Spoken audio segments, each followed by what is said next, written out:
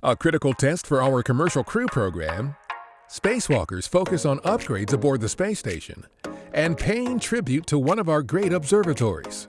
A few of the stories to tell you about this week at NASA.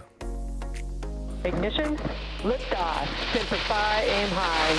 We teamed with SpaceX on January 19th to test the launch escape system of the company's Crew Dragon spacecraft and Falcon 9 rocket. The system protects astronauts in the unlikely event of an emergency during launch. This was the final major flight test before crew flights to the International Space Station.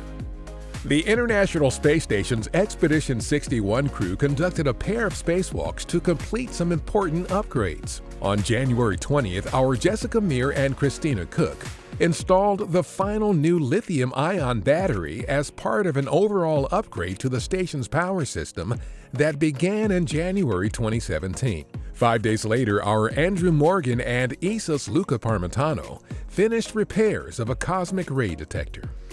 After 16 years of amazing discoveries, the mission of our Spitzer Space Telescope will soon end. Its infrared scans of the cosmos have discovered several Earth-size exoplanets and produced some breathtaking images. Engineers will decommission the spacecraft on January 30th. Our OSIRIS-REx spacecraft completed the closest science observations to date of a sample site during a flyover only 0.4 of a mile above Nightingale, the mission's primary sample site on asteroid Bennu. High-resolution images collected during the flyover will help the spacecraft avoid hazards during sample collection later this year. Keep your eyes on the prize. Hold on. Our annual commemoration of Martin Luther King Jr. included a program at our headquarters featuring words from former astronaut Scott Altman and Janice Mathis Esquire, Executive Director of the National Council of Negro Women. And from space, astronauts Jessica Meir and Christina Cook had these words of tribute to Dr. King at the conclusion of their January 20th spacewalk. One has a spectacular view that we had today, looking down on our one common home, planet Earth. These words resonate loudly.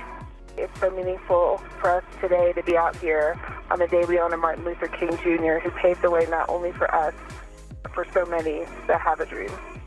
That's what's up this week at NASA. For more on these and other stories, follow us on the web at nasa.gov/twan.